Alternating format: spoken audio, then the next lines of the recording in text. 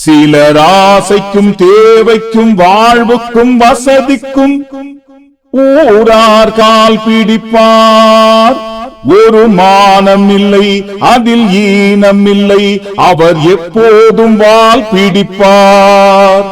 எதிர்காலம் வரும், என் கடமை வரும், இந்த கூட்டத்தின் ஆட்டத்தை ஒழிப்பேன். எப்படிங்க? நீங்களே பாருங்க. எதிர்காலம் வரும், என் கடமை வரும், இந்த கூட்டத்தின் ஆட்டத்தை ஒழிப்பேன். ஓய்ச்சாரா? எது ஓய்ச்சாராவா? என்னங்க அசால்ட்டா கேக்குறீங்க? இந்த கூஸ் பம்ஸ் மூமெண்ட்ஸ் சொல்லுவாங்க இல்லீங்களா, அந்த மூமெண்ட் நேற்றைய தினம் ஆடி போச்சு. தமிழ்நாடு மட்டும் கிடையாதுங்க, ஒட்டுமொத்த நாடே ஆடி போச்சு. அதைத்தானே பாருங்க இந்த காணொலிக்குள்ள பார்க்க போறோம். புதிய பூமி நண்பர்கள் அனைவருக்கும் வணக்கம்.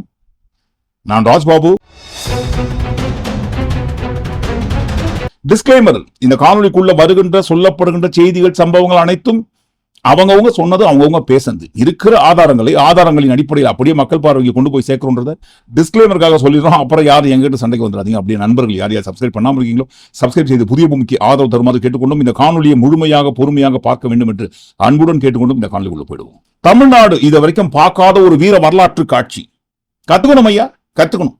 இதற்கு முந்தைய ஆட்சியாளர்கள் எல்லாருமே பாருங்க, இவர்கிட்ட இருந்து எல்லாத்தையும் கத்துக்கணும். பாடம் என்ன மாதிரி பாடம் கத்துக்கணும், யார் கத்து கொடுத்த பாடத்தை யார் ஏற்றுக்கொண்டு அதன் வழியே நடக்கிறாங்கன்றது முதல்ல நம்ம பார்க்கணும். எதிர்காலம் வரும், என் கடமை வரும், இந்த கூட்டத்தின் ஆட்டத்தை ஒழிப்பேன். இதத்தான் பாருங்க எல்லாருமே கத்துக்கணும். நம்ம சிஎம் சார் கிட்ட இருந்து அண்டர்பல்ட்டி அடிப்பது எப்படின்ற ஒரு போட்டி வச்சிருந்தா இந்நேரம் பாருங்க உலக அளவுல முதல் பரிசை தட்டி சென்றிருப்பதற்கு வாய்ப்பு இருக்கு. யாருங்க? நம்ம சிஎம் சார் தான். தென்மண்டல குழுவோட கூட்டம் அல்லது தென் மாநில முதல்வர்களின் மாநாடு அமித்ஷா அவர்கள் தலைமையில் நேற்றைய தினம் நடைபெற்றது. அழகப்பட்டது. அந்த கூட்டத்தில் தென் மாநில முதல்வர்கள் அனைவரும் பங்கேற்றார்கள். தமிழ்நாடு, கேரளா, ஆந்திரா, கர்நாடகா, தெலுங்கானா போன்ற மாநில முதல்வர்கள் எல்லாரும் பாருங்க பங்கேற்று, கட்ட பஞ்சாயத்து தலைவர் யாருன்னா நம்ம அமித்ஷா சார் தான். என்னப்பா என்ன பிரச்சனை, உங்க ஊர்ல என்ன பிரச்சனை, அந்த மாநிலத்துல என்ன பிரச்சனை, இந்த மாநிலத்துல என்னென்ன பிரச்சனை, எல்லாத்தையும் பட்டியல் போட்டு என்கிட்ட சொல்லுங்க, எங்களால முடிஞ்சதை ஏதாவது பண்றோம் அப்படின்னு சொல்லி பாருங்க. அவர்கள் பிரச்சனை என்னன்னு கேட்டு இந்த கூட்டத்தை தொடங்குறாங்க. என்ன பிரச்சனைன்னு கேட்ட உடனே புலியா மாறி, சுறாவா மாறி, சூரக்கோட்டை சிங்கக்குட்டியா மாறி, அது வேற யார் படமோவா, சரி இருந்து போட தப்பு கிடையாது, ஃப்ளோல வந்துச்சு. சூரக்கோட்டை சிங்கக்குட்டியா மாறி பறந்து பாஞ்சு வந்திருப்பாரு. Freeze, no delimitation. எல்லாரும் அப்படியே இருந்தபடியே இருந்த இடத்துல நிக்கணும். ஒரு அடி எடுத்து வச்சிங்க டீலிமிட்டேஷன், அந்த லிமிட்டேஷன் சொல்லி அப்புறம் பாத்துக்கோங்கடா வேலாயுதமா மாறி வேட்டைக்காரனா மாற வேண்டிய சூழ்நிலை உருவாக வாய்ப்பு இருக்குன்ட்டு இன்னும் டைலாக் எல்லாம் பேசிருப்பாரு. எதுங்க பாயசம் கொடுத்தாரா? எதுக்கு பாயசம் கொடுக்கணும்? சமாதானம் பண்றதுக்கு தான். ஐயா ஐயா தெரியாதனமா போன தடவை நாங்க வந்து ஏதோ ஒரு ஃப்ளோல பேசிட்டோம் ஐயா, பாசிசம் பாயசம்னு சொல்லி. அதெல்லாம் நீங்க பெரிய மனசு பண்ணி மனசை வச்சுக்காதீங்க ஐயா. எவ்வளவு சீரியஸா ஒரு பிரச்சனை ஓடிட்டு இருக்கு. இவங்க ரெண்டு பேரும் அதாங்க நம்ம பாசிசமும் நம்ம பாயாசமும், அதான் நம்ம அரசியல் இனிமையும் கொள்கை இனிமையும். ரெண்டு பேரும் என்ன பண்றாங்கன்னா, ரெண்டு பேரும் பேசி வச்சுக்கிட்டு இந்த செட்டிங் எல்லாம் பண்ணி வச்சுக்கிட்டு எல்லாத்தையும் மறந்துடுங்க. இப்பெல்லாம் நம்ம இந்த சம்மந்தி சட்டத்துக்கு சாப்பிட போகும்போது எல்லாரும் ஒரே கூட்டில ஒரு மட்டைகள் ஆயிட்டோம்.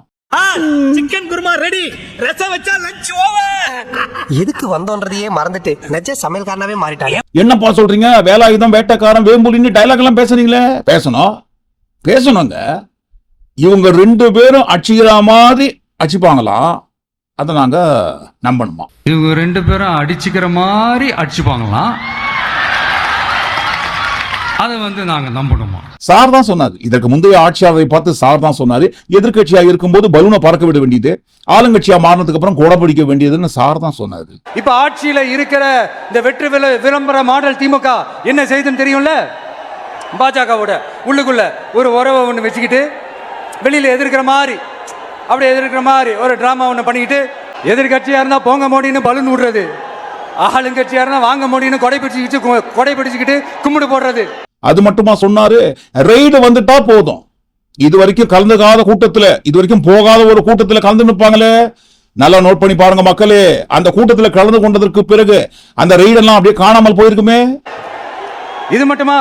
ஒரு ரைடுன்னு ஒன்று வந்துட்டா போதும். இது வரைக்கும் போகவே போகாத ஒரு மீட்டிங், அதை காரணம் காட்டி டெல்லிக்கு போறது, அங்க ஒரு சீக்ரெட் மீட்டிங் நடத்துறது. நல்லா நோட் பண்ணணும் மக்களே. அந்த மீட்டிங் அப்புறம் இந்த இஷ்யூ அப்படியே காணாம போயிருக்குமே. அதேதான் Stalin uncle, what uncle is very wrong uncle.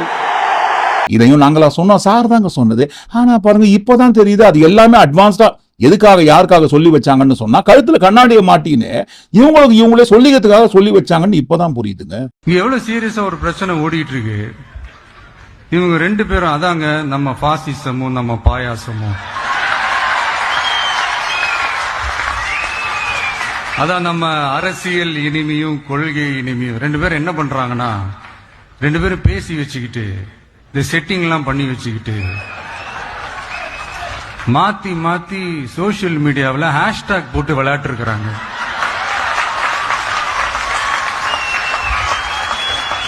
இங்க என்ன நடந்துகிட்டு இருக்கு? அதாவது இவங்க ரெண்டு பேரும் அடிச்சுக்கிற மாதிரி அடிச்சுப்பாங்களாம். நம்மளுடைய ஒரே கொள்கை எதிரி பாஜக தான், பாஜக தான், பாஜக தான்.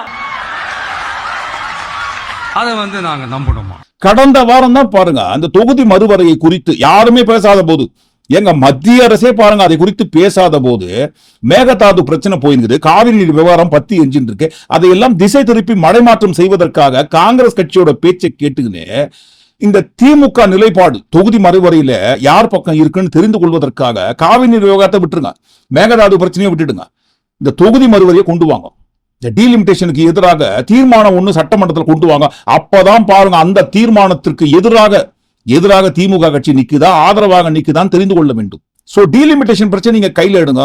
அப்பதான் பாருங்க மக்கள் முன்னிலையில் திமுகவோட முகத்திரையை கிழிச்சு எக்ஸ்போஸ் பண்ண முடியும்னு சொல்லி கடைசியில பாருங்க இவங்க தான் எக்ஸ்போஸ் ஆகி நிக்கிறாங்க. 12ஆம் தேதி போன வாரம் தான் பாருங்க இந்த டீலிமிட்டேஷனுக்கு எதிராக தீர்மானம் ஒன்று நிறைவேற்றப்பட்டது சட்டமன்றத்துல. அந்த தீர்மானம் நிறைவேற்றப்பட்ட சமயத்தில் நம்ம சிஎம் சார் இந்த டீலிமிட்டேஷன் குறித்து என்ன பேசினாரு? தமிழ்நாடு சட்டமன்ற பேரவை கீழ்கண்ட தீர்மானங்களை ஒருமனதாக நிறைவேற்றுகிறது. 1. நாடாளுமன்ற மக்களவையின் மொத்த உறுப்பினர்களின் எண்ணிக்கையை 543 என்ற நிலையிலேயே நிரந்தரமாக்க வேண்டும். 2. தற்போதுள்ள மக்களவை உறுப்பினர்களின் இடங்களின் எண்ணிக்கையை மாநிலங்களுக்கிடையே, அதாவது விகிதாச்சார பிரதிநிதித்துவம் தற்போதுள்ள அளவிலேயே நிரந்தரமாக்க வேண்டும். 3. வரவிருக்கும் மக்களவை பொது தேர்தலிலும் அதன் பிறகு சட்டமன்ற பொது தேர்தல்களிலும் 1/3 பங்கு தொகுதி ஒதுக்கீட்டு பலனை பெண்கள் பெறுவதை உறுதி செய்ய வேண்டும் என ஒன்றிய அரசை தமிழ்நாடு சட்டமன்ற பேரவை ஒருமனதாக வலியுறுத்துகிறது. ஃப்ரீஸ், இதையும் நாங்க சொல்லலங்க, டீலிமிட்டேஷனை ஃப்ரீஸ் பண்ணி வைங்க. இதுக்கு முன்னாடி எப்படி ஃப்ரீஸ் பண்ணி வச்சிருந்தீங்களோ அதே மாதிரி அடுத்த 25 வருஷத்துக்கு இந்த டீலிமிட்டேஷனை ஃப்ரீஸ் பண்ணி வைங்க. No delimitation. 543 சீட்ல ஒரே ஒரு சீட்டு கூட குறையக்கூடாது, டீலிமிட்டேஷனே பண்ணக்கூடாதுன்னு சொல்லி சட்டமன்றத்துல தீர்மானம் நிறைவேற்றப்பட்டது. ஆனா பாருங்க ஒரே வாரம் சட்டமன்றத்தில் கொண்டு வந்த தீர்மானத்துக்கு எதிராக இவங்களே பாருங்க இந்த வாரம் என்ன மாதிரி அண்டர்பல்ட்டி அடிச்சிருக்காங்க. போன வாரம் வரைக்கும் நோ டீலிமிட்டேஷன், இதே இந்த வாரம் அரே கியாயே யார் நோ டீலிமிட்டேஷன் சொன்னது? யாரும் சொல்லிங்களே ஜி, யார்ப்பா சொன்னது? யாரா சொன்னீங்களா? என் சைட்ல இருந்து நான் எதுவும் சொன்ன மாதிரி தெரியல ஜி, நீங்க என்ன பண்றீங்களோ பண்ணிக்கங்க ஜி. இந்த தொகுதி மறுவரையில எந்த மாநிலத்துக்கும் பிரச்சனை வராம என்ன உங்க விஷயத்துக்கு நீங்க பண்றீங்களோ தாராளமா பண்ணிக்கங்களேன். ஃபேர் டீலிமிட்டேஷன், அரே ஃபேர் டீலிமிட்டேஷன் இப்ப சொல்றீங்க, ஆனா இதுக்கு முன்னாடி நோ டீலிமிட்டேஷன் சொன்னீங்களாமே. ஐயோ சொல்லல ஜி, என்ன ஜி என்ன போய் நீங்க தப்பா எடுத்துறீங்களா ஜி? நான் சொல்லுவோம் அந்த மாதிரிலாம் நாங்கெல்லாம் சொல்லவே இல்லை ஜி. நீங்க ஃபேர் டீலிமிட்டேஷன் பண்ணிக்கங்க. உங்க இஷ்டத்துக்கு என்ன பண்றீங்களோ பண்ணுங்க. ஆனா பாருங்க அப்படி போற போக்கில் யாருக்கு எந்த பிரச்சனை வராம நீங்க தாராளமா பண்ணிக்கங்க ஜி, எங்களுக்கு எந்த ஒரு பிரச்சனை கிடையாது. சும்மா சொல்லலங்க, அதுவும் பாருங்க முக்கியமா நாங்க சொல்லலங்க. போன வாரம் இந்த டீலிமிட்டேஷன்ல இருக்கிற இந்த பக்கத்தையும் தீர்மானம் சட்டமன்றத்தில் கொண்டு வந்த தீர்மானத்தையும் அந்த தீர்மானத்துக்கு எதிராக இவங்களே பாருங்க இந்த வாரம் அமித்ஷா அவர்களை பார்த்த கையோடு இந்த டீலிமிட்டேஷன் நிலைப்பாட்டில் என்ன மாதிரி மாறி இருக்காங்கன்னு 2 பக்கத்தையும் பார்த்தீங்கன்னா தெரிஞ்சிடும். ஏன் அப்படி பாட வேண்டியதுங்க? நான் இதை பண்றதுக்காக தான் வந்திருக்கேன்னு பாட்டெல்லாம் பாடி காட்டினீங்க இல்லைங்க, அதை பாட வேண்டியதானே இந்த இடத்துல. எதிர்காலம் வரும், என் கடமை வரும், இந்த கூட்டத்தின் ஆட்டத்தை ஒழிப்பேன். அன்னைக்கு பாட்டெல்லாம் பாடினீங்களே சார், எதிர்காலம் வரும், என் கடமை வரும், இந்த கூட்டத்தின் ஆட்டத்தை ஒழிப்பேன்னு சொல்லி இன்னைக்கு ஏங்க தடுக்குதுங்க? எதுங்க இப்படி சொல்லணுமா? என்னப்பா அம்பளெல்லாம் மாட்டி விடுறீங்களே? அது ஒண்ணு இல்லைங்க, எயிட்டர் சார் இந்த கேமராமேன் என்ன சொல்றாருன்னா, அது இதற்கு முந்தைய ஆட்சியாளர்களின் கூட்டத்தை எதுக்காக ஒழிச்சாங்கன்னா ஒட்டுமொத்தமா பிஸ்கெட் ஜேபி கட்சிக்கும் அந்த பிஸ்கெட் ஜேபி கட்சியோட ஆட்சிக்கும் எதிராக நின்றாங்க. தமிழ்நாட்டுல எதிராக நிக்கிற கூட்டத்தோட ஆட்டத்தை ஒட்டுமொத்தமா ஒழிச்சுட்டு அவங்களுக்கு சப்போர்ட் பண்ற நான் உட்கார்றது தெளிவா சொல்லியிருக்காருன்னு சொல்ல வராங்கன்னு நம்ம கேமராமேன் சாரும் எடிட்டர் சாரும் சொல்றாங்க. நாங்க சொல்லலங்க. அந்த 2 பேர் சொல்றதை அப்படியே எடுத்து போறோம். எப்ப பார்த்தாலும் மாநில சுயாட்சி, மாநில உரிமை, எங்களுக்கு டாக்ஸை கம்மியா கொடுக்குறீங்க, வட மாநிலங்களுக்கு எங்க கிட்ட இருந்து கொண்டு போய் அங்க டாக்ஸை கொட்டுறீங்க, கல்விக்கான நிதியை கொடுக்க மாட்டீங்க, மும்மொழி கல்விக் கொள்கையை எதிர்க்கிறீங்க, இந்தியை ஏத்துக்க மாட்டீங்கன்னு என்னென்னமோ பிரச்சனைக்கு மேல பிரச்சனை பண்ணினே இருந்தாங்க. மத்திய அரசு கொண்டு வருகின்ற எந்த ஒரு சட்டத்துக்கும் எல்லாருமே ஒத்துக்குறாங்க. ஆனா பாருங்க, தமிழ்நாட்டில் மட்டும் ஏத்துக்க மாட்டாங்க. அப்ப என்ன பண்ணணும்? அந்த கூட்டத்தை ஒழிக்கணும். மத்திய அரசுக்கு எதிராக நிக்கிற அந்த கூட்டத்தை ஒழிச்சிட்டு நமக்கு ஆதரவு தர கூட்டத்தை கொண்டு வந்து உட்கார வைக்கணும். திமுகவை ஒழித்தால் மட்டும்தான் பிஸ்கே ஜேபி கட்சி நினைக்கக்கூடிய அளவிலான ஆட்சியை தமிழ்நாட்டில் நடத்த முடியும். அதனால பாருங்க, அந்த பிஸ்கே ஜேபி கட்சியால் உருவாக்கப்பட்ட கட்சி தான் பாருங்க டிவிகே கட்சி. அவதூறு பரப்புறமா நாங்க சொல்லலங்க. இன்னைக்கு கூட்டணியில் இருக்கிறாங்க இல்லைங்களா, அதுவும் பாருங்க அமைச்சரவையில் இடம் பெற்றிருக்கும் நம்ம வன்னியரசு சார் சொன்னதுங்க. திமுகவை வீழ்த்தி விட்டால் தமிழ்நாட்டில் எளிதாக பாரதிய ஜனதா கட்சி வெல்ல முடியும் என்று நினைக்கிறார்கள். அப்படி அதற்காக களம் இறக்கப்பட்டவர்களால் தவேகாவுடைய விஜயும் நாத்தாக்காவுடைய சீமானும் 2 பேருமே RSS ஒட்டுக்குழுக்கள். அவர்கள் திமுக எதிர்ப்பு என்கிற பேரில் மக்களை ஏமாற்றிக் கொண்டிருக்கிறார்கள். அவர்கள் 2 பேருமே சனாதனத்தை, பாஜகவை ஏற்றுக்கொண்ட கட்சிகள். ஆகவே மக்கள் அவர்களை ஏற்றுக்கொள்ள மாட்டார்கள். 2026 தேர்தல் என்பது விஜய் அடுத்து சினிமாவுக்கு வாய்ப்பு கிடைக்குமா அப்படிங்கிற நிலைமை தான் அவருக்கு இதோட அவருடைய எதிர்காலம் அவருக்கு இல்லை. ஆகவே பாஜகவால் இயக்கப்படுகின்ற ஒட்டு குழுக்கள் தான் சீமானும் விஜயும் அவர்கள். பாத்துக்கோங்க, நாங்களா சொன்னோம், அவங்க தாங்க சொன்னாங்க. ஞானிகள் பின்னாடி நடக்க போறத முன்னாடியே சொல்லியிருக்காங்க. அவங்க என்ன சொன்னாங்களோ அதுதான் நடந்து கொண்டிருக்கிறது. இப்போ உதாரணத்துக்கு எல்லாம் உட்கார்ந்துட்டாங்க. அந்த தென்மண்டல குழுவோட கூட்டத்துல எல்லாரும் உட்கார்ந்துட்டாங்க. எல்லாரும் என்னப்பா கூட்டத்தை ஆரம்பிக்கலாமா? முக்கியமான தலைவர் வரலங்க. யார் வரலங்க? நம்ம அமித்ஷா ஜி வரல. இன்னும் ஏன் வரலங்க? இல்ல வந்துட்டாரு, வெளியே வெயிட் பண்ணுகிறாரு. ஏன் வெளியே வெயிட் பண்றாரு? விஜய் அவர்கள் எந்திரிச்சு கூட்டிட்டு வந்தாதான் நான் உள்ளவே வருவேன் அடம் பிடிச்சுக்கிறாரு. ஐயோ என்னப்பா இது எனக்காக நிக்கிறாரா? ஐயோ இது முன்னாடி சொல்லக்கூடாதப்பா, நான் இப்ப எந்திரிச்சு போய் கூட்டிட்டு வந்துடுறப்பான்னு சொல்லி கையோட கூட்டிட்டு வராருங்க. ஏன் வரவேற்கிறீங்க? வரவேற்பு ஏன் சார் கொடுக்கணும்? என் கட்சியோட கொள்கை எதிரிங்க நீங்க. நம்மளுடைய ஒரே கொள்கை எதிரி பாஜக தான். கொள்கை எதிரியாக இருக்கிற உங்களை எப்படி நான் வரவேற்பு கொடுக்க முடியும்? வாய்ப்பு இல்ல ராஜா, வாய்ப்பே கிடையாது. எங்க கட்சியோட கொள்கை எதிரி ஆனதுதான் சொல்லி அந்த ஸ்டாண்ட நிக்க வேண்டியதுன்னு. ஆனால் அதற்கு நேர் எதிராக பொக்கே கொடுக்குறீங்க, எந்திரிச்சு போய் வரவேற்பு கொடுக்குறீங்க, பாயசத்தை கொடுக்குறீங்க, சாப்பாடை பரிமாறுறீங்க. சரி, தமிழர் பண்பாடு, வந்தாரை வாழ வைக்கும் தமிழ்நாடு, வரவங்களுக்கு மரியாதை கொடுத்து உபசரிப்பது ஓகே, தமிழர் பண்பாடுன்னு அது ஒரு ஓரமா வந்துட்டு போட்டுங்க. இந்த தமிழர் பண்பாடு உபசரிப்பு எல்லாம் கொடுத்துட்டு எங்க கட்சியோட கொள்கை எதிரிங்க நீங்க என்ன பண்றீங்க? டீலிமிட்டேஷன் கொண்டு வரக்கூடாது. நோ டீலிமிட்டேஷன் நோ டீலிமிட்டேஷன் தான். தொகுதி மறுவரையை பத்தி நீங்க பேசவே கூடாதுன்ட்டு அந்த கோரிக்கை மனுவில் ஏதாவது கொடுத்துருக்காங்களா? இல்லைங்களே. ஐயா நீங்க பாட்டுக்கு உங்க இஷ்டத்துக்கு ஏதாவது எது பண்றீங்களோ பண்ணிக்கோங்க ஐயா. அப்படி பண்ணும்போது யாருக்கு எந்த பிரச்சனை வராம பண்ணிக்கோங்க ஐயா.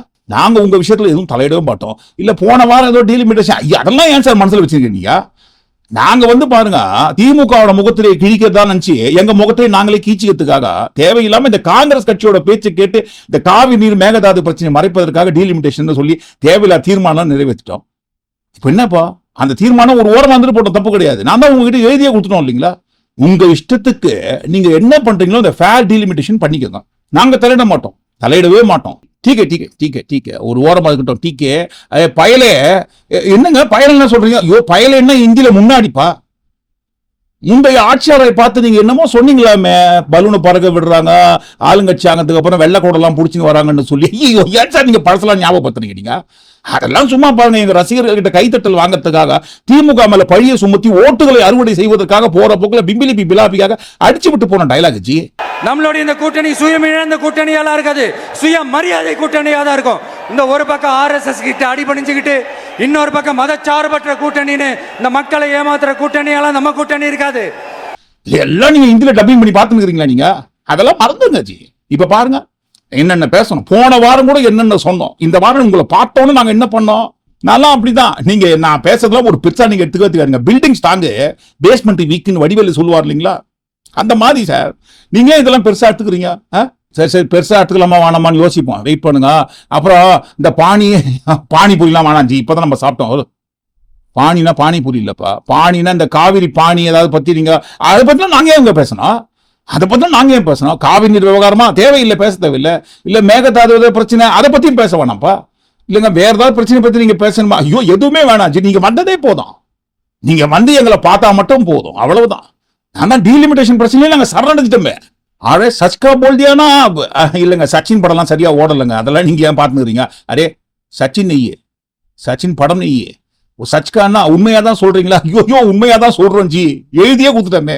உங்க இஷ்டப்படி நீங்க இந்த தொகுதி மறுவரையில என்ன பண்றீங்களோ நீங்க தாராளமா பண்ணிக்கங்க, எங்களுக்கும் அதுக்கு எந்த பிரச்சனை இல்லைன்னு எழுதியே கொடுத்துட்டோமே ஜி. அரே ஜூட் நெய் போலியே, ஐயோ ரூட் மீடியா பத்தி நீங்க கண்டுக்காதீங்க ஜி. நாங்க பாருங்க காசு கொடுத்து ரன் பண்ணி இருக்கிறோம் எங்க பெருமையை தட்டுறதுக்காக. ரூட் மீடியா உங்களுக்கு எந்த சம்பந்தம் இல்லை ஜி. அரே ரூட் நெய்யே, ஜூட் நெய் போலா, போய் பேசாதீங்க. எல்லாம் கேட்டதானே எழுதிருக்கீங்க, எல்லாம் கேட்டா எழுதிருக்கேன் ஜி. ஆள் வச்சு சரியா மண்டபத்துல 11 பேர் கொண்ட குழுவை வச்சு எழுதி கொடுத்துருக்கோம். நீங்க அப்படியே கொண்டு போய் என்ன பண்றீங்களோ பண்ணிக்கோங்க. அரே அப்ப முழுக்க முழுக்க நீங்க எங்களுக்கு சப்போர்ட் பண்ணி நிக்கிறீங்க. நாங்க எப்போச்சே உங்களை எதிர்த்து நின்னோம். தேர்தல் சமயத்துல கூட ஒரே ஒரு வார்த்தை சும்மா போற போக்குல அடிச்சு விட்டு போவோம், உங்களுக்கு எதிராக தான் நாங்க இருப்போம்னு சொல்லி. தமிழக வெற்றி கழகம் தலைமையில் அமையும் கூட்டணி எப்போதும் திமுக மற்றும் பாஜகவுக்கு எதிரானதாகத்தான் இருக்கும் என்பதையும், அதில் சமரசம் என்ற பேச்சுக்கே இடமில்லை என்பதையும் உறுதிப்பட செயற்குழு வாயிலாக தெரிவித்துக் கொள்கிறோம். இப்ப பாருங்க, நம்ம எல்லாம் அப்படியா இருக்கணும், நம்ம எல்லாம் ஒண்ணுக்குள்ள ஒண்ணாயிட்டோம். அடுத்தவளை பார்த்து சொன்னோம், எதிர்கட்சியா இருக்கும்போது பலூனை பறக்க விடுவாங்க, ஆளுங்கட்சி ஆனதுக்கு அப்புறம் கொடையை பிடிச்சின்னு வருவாங்கன்னு. இன்னைக்கு நாங்க தான் அந்த மாதிரி இருக்கிறோம் ஜி. சரி நீங்க இருக்கிறீங்க ஜி, இருக்கிறீங்க ப்ரோ. மிஸ்டர் விஜய் சார், எனக்கு ஒரு சந்தேகம், சொல்லுங்க ஜி. இல்ல உங்களுக்கு ஓட்டு போட்ட மக்கள்லாம் தப்பா நினைக்க மாட்டாங்க, எதிர்த்து நிக்கிற மாதிரி ஓட்டெல்லாம் கேட்டீங்க, இப்ப என்னங்க பவ்யமாயிட்டீங்க ரொம்ப. ஐயோ நாங்க எது கேட்டாலும் எது சொன்னாலும் தலையாட்டக்கூடிய கூட்டம். போன வாரம் அப்படி பேசும்போது கை தட்டினாங்களா, இந்த வாரம் நாங்க இப்படி இருக்கும்போது இதை பார்த்து கை தட்டுவாங்க, ஷேர் பண்ணுவாங்க. எதை பத்தியுமே அவங்களுக்கு கவலை கிடையாது ஜி. அட அவ்வளவு ஏன் ஜி? நாங்க எதுக்காக கட்சி ஆரம்பிச்சோம்னு சொன்னோம்? மக்களை காப்பாற்றுவதற்காக, தமிழ்நாட்டை மீட்பதற்காக. அதெல்லாம் சும்மா ஜி, போற போக்குல அடிச்சு விட்டு போன பிம்பிளிப்பி பிலாப்பி. நாங்க எதுக்காக கட்சி ஆரம்பிச்சோன்ட்டு இது வரைக்கும் மூடி மூடி வைக்கப்பட்டிருந்த, ரொம்ப கஷ்டப்பட்டு மூடி வச்சிருந்த ரகசியத்தை ஒட்டுமொத்தமா போட்டு உடைச்சாரு கண்ணுக்கு முன்னாடியே. சர்க்கார் என்ற ஒரு படத்துல ஒரு பேனரை கிழிக்காம இருந்திருந்தா இவங்க தான் திருப்பி வந்திருப்பாங்க. அந்த ஒரே ஒரு பேனர் தலைவர் சர்க்கார் பேனரை கிழிச்சதுனால தான் நீங்க விட்டுட்டு உக்காந்துட்டீங்க. உண்மையாகவே ஒரு மனிதனை எப்படியெல்லாம் புண்படுத்தணுமோ, எப்படியெல்லாம் கஷ்டப்படுத்தணும்னு எல்லாருமே நிறைய பேர் வந்து அதை செஞ்சிட்டாங்க.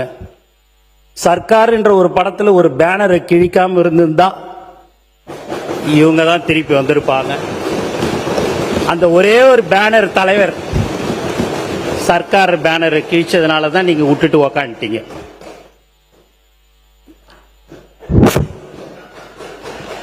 அது நீங்க கிழிக்காம இருந்திருந்தீங்கன்னு வச்சுங்களேன், நீங்க தானே இருந்திருப்பீங்க அடுத்தாப்புல. நீங்க அந்த ஒரு பேனரை கிழிச்சதுனால தான் நீங்க இல்லை.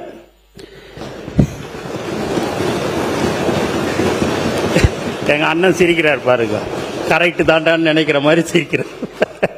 பாத்துக்கோங்க ஜி, கேட்டுக்கோங்க ஜி, நல்லா பாத்துக்கோங்க. உங்களுக்கு தமிழ் புரியலன்னா இல்ல, புரியாது உங்களுக்கு தமிழ், ஹிந்தியில நாங்க டப்பிங் பண்ணி உங்களுக்கு HD காப்பி அனுப்புறோம். இதுக்கு முன்னாடி எந்த ஒரு ஆளுங்கட்சியை சேர்ந்த அமைச்சர் யாராவது இந்த மாதிரி ஒரு ஓப்பன் சட்டமன்றத்துல உண்மையை போட்டு உடைச்சிருப்பாங்களா? எதுக்காக கட்சி ஆரம்பிச்சீங்கன்னா, ஏன்பா லட்சியத்துக்காக ஆரம்பிச்சோம், மக்களுக்காக ஆரம்பிச்சோம், மக்களின் உரிமையை காப்பதற்காக ஆரம்பிச்சோம்னு டைலாக் எல்லாம் அடிச்சிருந்தோமே.